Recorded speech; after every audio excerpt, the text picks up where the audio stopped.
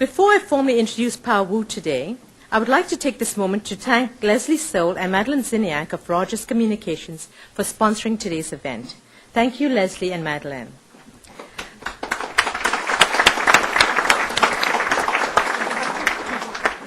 I would also like to welcome two groups of students to today's lunch. They are Mother Teresa Catholic Secondary School, sponsored by Alliance Atlantis Communications, Inc., and Etobicoke Collegiate Institute, sponsored by Scotiabank. Students, would you please stand so we can recognize you?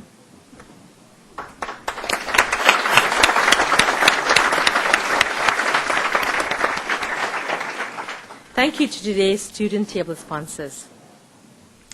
And now I would like to introduce today's special guest. The Asia Pacific Foundation of Canada is the leading independent think tank on Canada's relations with Asia. It was created in 1983 by the federal government and seeks to foster informed decision-making on Asia-Pacific issues in Canada's public, private, and non-governmental sectors. The Asia-Pacific Foundation of Canada has become increasingly important in recent years because of Asia's increasingly dominant role in the world's economic and geopolitical landscapes. The rise of Asia, led by China and India, is changing flows of trade, capital, and people the world over, and it's clearly changing the way that people think about the Asia-Pacific region.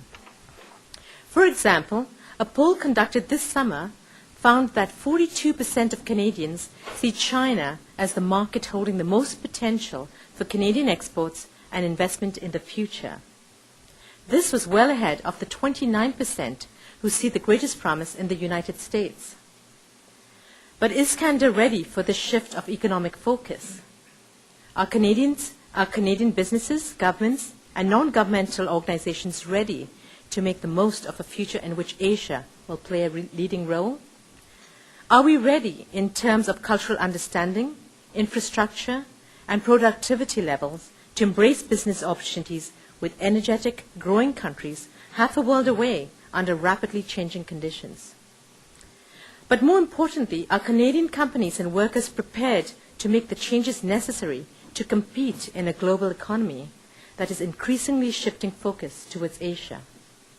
Well, in a few moments, we're going to hear from an expert on these issues. A bit of background on our speaker. Yuen Wu is President and Co-CEO of the Asia Pacific Foundation of Canada and is considered to be an authority on Canada's relations with Asia. In fact, CanWest Global just named him one of the 100 most influential Chinese Canadians. He has provided expert advice to governments and the private sector on a range of Asia-Pacific economic issues and is Canada's representative on the Standing Committee of the Pacific Economic Cooperation Council and chair of the Pacific Economic Outlook Forecasting Panel. He sits on the board of the Standards Council of Canada and on an advisory committee at the University of Victoria, Simon Fraser University, and the University of British Columbia. Born in Malaysia, he grew up in Singapore and was educated at Lester B. Pearson College, Wheaton College, the University of Cambridge, and the University of London. Ladies and gentlemen, please join me in welcoming the President and Co-CEO of the Asia Pacific Foundation of Canada, Mr. Yuen Wu.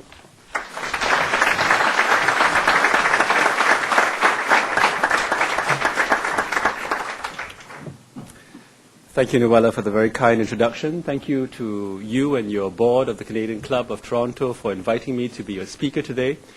I especially want to acknowledge the support and sponsorship of Rogers Media and Omni Television for this luncheon. And I want to recognize some board members of the Asia Pacific Foundation who are with us, board members present and past, Gordon Ashworth, current board member, Charlie McMillan, formerly board member, and Nalini Stewart, who was among the founding board members of the Asia Pacific Foundation 20 years ago. Welcome to my colleagues. And I also want to especially acknowledge the high school students who are here to listen to my talk on Asia Pacific. You are the future of Canada's relations with the Asia Pacific region, and I'm just terrifically pleased that you can be with us today. Ladies and gentlemen, Canadian confidence is on the rise. Prime Minister Harper calls Canada an emerging energy superpower. at a recent Empire Club lunch in this very hotel, Conrad Black has gushed about this country's newfound global influence. It's only a matter of time before some breathless editorialist or pundit refreshes Wilfrid Laurier's famous prediction about the 20th century belonging to Canada. But if we are truly returning to the world stage, what is our role in an increasingly multipolar world? How do we define ourselves in relation to our geography, our history, and our changing demography? What will be our relationship to the status quo powers and to the would-be challengers of the emerging world? Are we Atlantic, Pacific, circumpolar, or just plain North American? Should our motto be changed to from sea to sea to sea, as some have suggested? How do we distinguish ourselves from the United States, our most important trading partner and closest ally? John Howard famously said early in his term as Prime Minister that Australia does not have to choose between history and its geography. Australia, under his charge, has in fact positioned itself as part of the Asian economic space while pursuing closer ties with historic Western allies, principally the United States. On the face of it, Canada has chosen geography over history. Our transatlantic links have generally diminished in importance, while our North American ties have strengthened. It isn't simply that NAFTA has increased our trade and investment with the United States. It is also that in the post-9/11 context, we are increasingly defining ourselves in continental terms. And we are trying to deal with a range of economic and security challenges from a continental perspective. Now, it may be that no one currently is talking seriously about a North American customs union, but our government is pursuing, with the Americans and the Mexicans, wide-ranging discussions on what's called the Security and Prosperity Partnership, the SPP. The SPP may not foreshadow a common external tariff, but it does take a continental approach to the challenges of global competition, border security, and threats to human health. Given this trend to continentalism, why then does a majority of Canadians believe that in 20 years, Asia collectively will be a more important trading partner for Canada than the United States? According to a recent national opinion poll by the Foundation and the Globe and Mail, 58% of Canadians agreed with this statement. Looking 20 years ahead, trade with Asia will be more important to Canada than trade with the United States. 58% of Canadians agreed with that statement. The same poll found that Canadians chose China over the United States as the country which offers the most potential for exports and investment by a margin of 13 percentage points, 42 over 29. Japan was third, with India and Southeast Asia next, and the EU in sixth position. Do these poll results offer us a glimpse of the future? Let me first of all quote the Chinese Taoist philosopher Lao Tzu, who said, "If you are wise, don't make predictions." Lao Tzu also said, "If you make predictions, you're not wise." But he had this way of repeating things twice just to drum it in. In 2005, our trade with Asia, exports and imports, was about 12% of total trade. In contrast, the United States accounted for about 70% of Canada's total trade. Now, at historic growth rates and using very simple-minded straight-line projections, Canada's trade with Asia could well overtake our trade with the US by 2031. That's only 25 years away. Nobody should bet the farm on the basis of straight-line projections. But Canadians have clearly observed the trend in our changing trade patterns, and they can imagine a future where Asia may well be more important than the United States. You know, the point of these observations is not about the accuracy of Canadian public opinion or whether Asia will in fact overtake the US as our most important trading partner. I actually don't think it will happen in my lifetime. But rather, these observations point to the fact that Canadians are already attuned to the importance of Asia, China, Japan, and India in particular, and that Canadians are embracing the need for closer economic ties with the entire region. This extends beyond trade into two-way investment. When asked if the government of Canada should promote greater Asian investment in Canada, including in the very sensitive energy sector, a strong majority of respondents agreed. An even larger percentage of Canadians concurred with the statement that the government of Canada should promote outward investment, Canadian investment in Asia, despite the obvious concerns around job losses. The important statistic to my mind, ladies and gentlemen, is not the relative importance of the United States or China for Canada. It is the importance of China for the United States and vice versa. On current trends, and this is a prediction, China will displace our prized role as the United States' #1 source of imports next year. And China will overtake us as the most important overall trading partner for the United States in just 5 years. At a time when our government is hesitating perhaps about our so-called strategic partnership with China, the United States is aggressively pursuing a deeper level of engagement with Beijing. In launching a set of strategic dialogues at the very highest level between officials of the US and China, Treasury Secretary Hank Paulson has made very clear that he is taking what he calls a generational view of US-China relations, a generational view. I would suggest that this shift in the relative importance of Canada for the United States is much more important than any shift in the relative importance of the United States for Canada. Now, it is customary in speeches on Asia to underscore the growing importance of the region.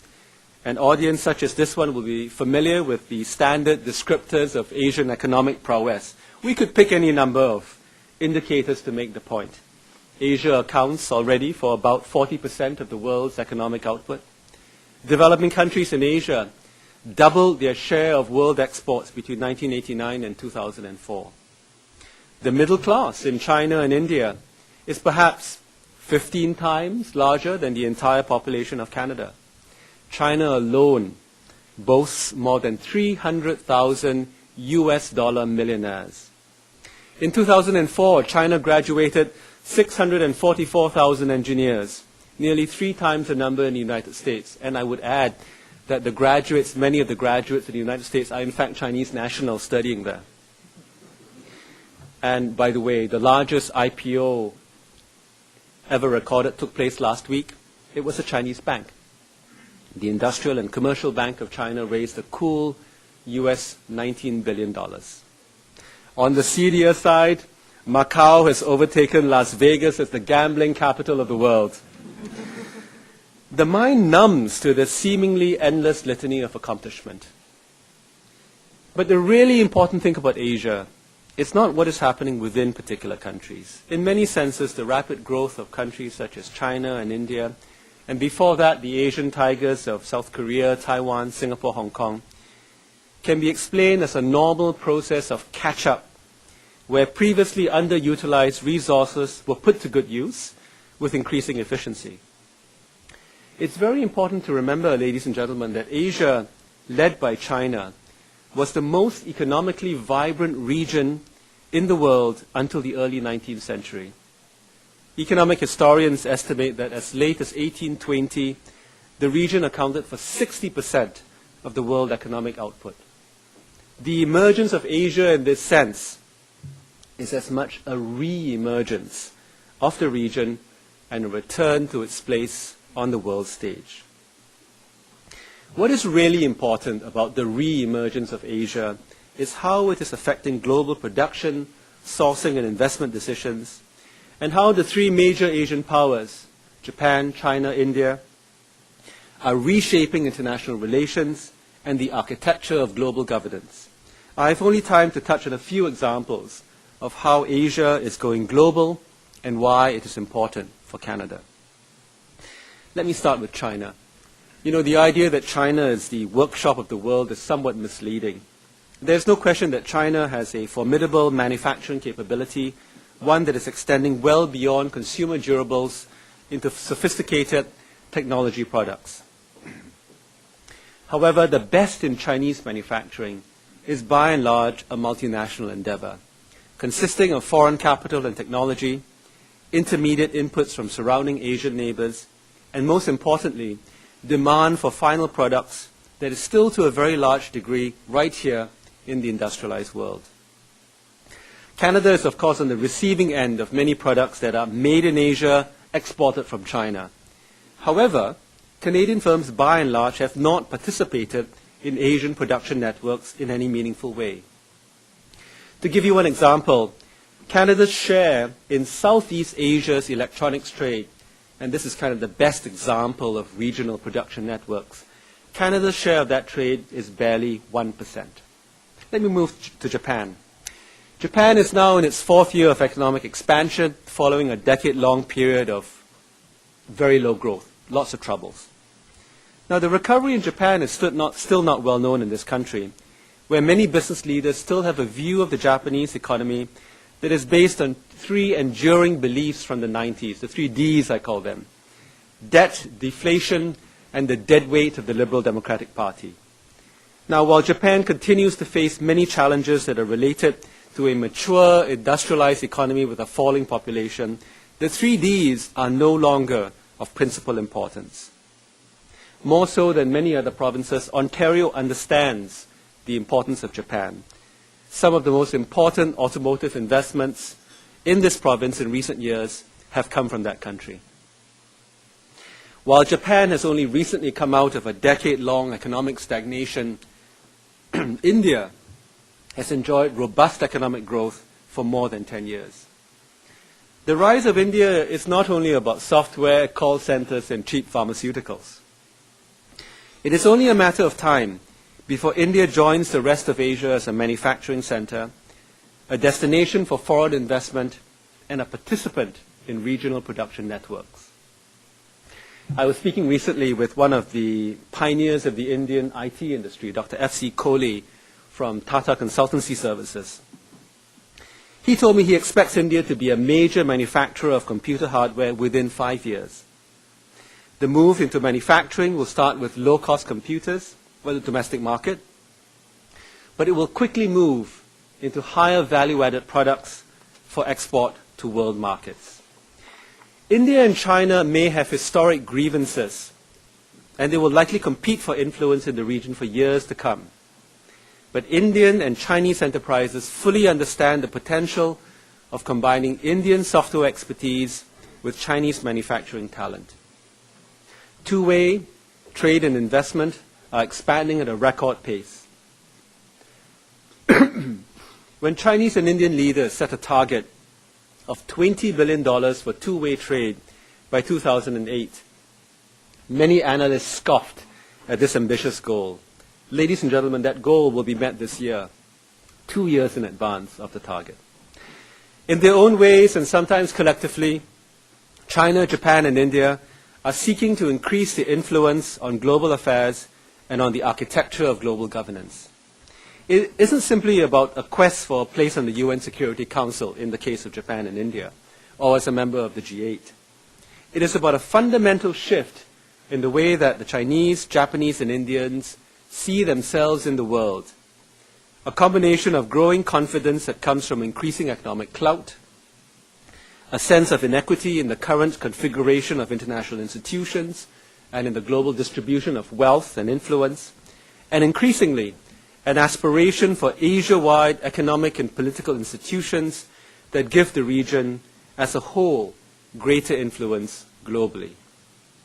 Canadian thinking on Asia in both foreign policy and economic policy is starting to come to grips with the economic power of China, Japan, and India, but it has not yet even begun to contemplate the ramifications of Asia's global influence beyond the immediate commercial considerations. What must we do to prepare for a Pacific future? Our opinion polls suggest that Canadians are already attuned to the rise of Asia as an economic power, and that we embrace the need for closer economic and political ties with the region. We are still a long way, however, from embedding the Asia-Pacific into our mental maps. When we asked in our survey, when we asked the question, Is Canada part of the Asia-Pacific region? Let me ask the question here. How many of you think Canada is part of the Asia-Pacific region? Hands up. Hands up. Don't be shy now. Well, let me tell you. Nationally, only 39% agreed with that statement, only 35% in Ontario. Now, it strikes me there really is only one answer to this question. We clearly border the Pacific Ocean, and we are a member of the only Asia-Pacific intergovernmental forum called APEC. But the issue, of course, is not one of geographic awareness. It is rather about mental maps. The Asia-Pacific is not yet part of Canadians' mental map. You know, we may joke about changing the motto to from sea to sea to sea. But the truth of the matter is that we are still getting used to one of those seas, one of those maries. More than 100 years after the completion of the Transcontinental Railway, Canada has yet to come to terms with the idea that we border the mighty Pacific Ocean on our west coast, and we are connected through it to a part of the world that will inevitably shape our future. The need for a change in Canadians' mental maps is the reason why I believe the most important priorities in strengthening Canada's ties with Asia are not about what we do over there in Asia, but it's about what we do over here in Canada. The Pacific Gateway and Corridors Initiative, which was announced by Prime Minister Harper a few weeks ago, is an important part of what we need to do here, the domestic investment that is needed for stronger ties with the region. This initiative, the Pacific Gateway Initiative, is in the first instance a transportation infrastructure investment project focused principally on the west coast of Canada. The goal of these investments is to expand the physical capacity of ports and corridors to handle the growing volume of trade with Asia, including the need for smarter borders, sound governance in ports and transportation infrastructure, and so on. These investments are critical if our west coast ports are to remain competitive, and if we want to reduce congestion in the transportation corridors that in many cases have their final destination right here in Ontario and beyond in the United States. But the Pacific Gateway has to be more than a set of infrastructure investments. It has to be part of a national strategy on Canada's Pacific future and how all parts of the country have an interest and an imperative to be part of that future. Part of that has to do with the Atlantic Gateway, which can also be a second door into Canada for goods coming particularly from India. But more than that, the Asia-Pacific Foundation of Canada has been hosting a series of cross-country consultations on the idea of a national Pacific Gateway strategy and what that might mean. We've had meetings here in Toronto, Calgary, Regina, Winnipeg, Montreal, Halifax, Vancouver. And at the Toronto meeting a few months ago, I was so impressed by the number of companies and organizations that are thinking gateway, even if they have no interest in the expansion of Western ports as such. We learned about the efforts of the TSX to attract listings from China to build a financial gateway, no less. We learned about the Ontario College of Art and Design building links with Asian designers to tap into global markets. This is an innovation gateway. And we learned about the fascinating story of the Royal Conservatory of Music, which is seeking to export its system of music education and examinations to China. Now, the RCM, the Royal Conservatory of Music strategy, builds directly on gateway assets that are right here in Toronto. The large Chinese population in this city and across the country is a major user of the RCM system. You know the stereotype about Chinese kids taking music lessons? I confess it's true. You can ask my kids. It's true. But you know, this demographic is not only, the demographic here, is not only a test case for the RCM system, it's a source of validation and word-of-mouth marketing for the transfer and adaptation of that system to Hong Kong and the mainland, where family ties with Canadian relatives remain very strong. Just imagine the potential, the gateway potential of an idea like this. Now, the common theme in each of these examples is that the Pacific Gateway matters, even here in Ontario, thousands of kilometers from the Pacific Ocean, because people are thinking about how they can build on gateway assets they already possess, going well beyond ports and roads and railways. I had the privilege of joining Premier McGuinty on his mission to China last year. And I was struck by the fact that his Chinese counterparts were using gateway language to describe the potential for stronger ties with Ontario. Now, they weren't confused about Ontario's location in the hinterland of the country. Rather, they were thinking about gateways in the broader sense and were looking at Ontario's gateway assets: innovation, advanced manufacturing, high-quality education, skilled labor force, the large Asian population, easy access to the United States, just to name a few. I expect that these same competitive strengths will resonate strongly during the Premier's upcoming mission to India and Pakistan. In the same way that there is a need for investments in physical gateway infrastructure, there is also a need for investment in soft gateway infrastructure that will lead to more durable ties with Asia. These include language and cultural skills, market intelligence, and broad Asia awareness across government, business, and schools.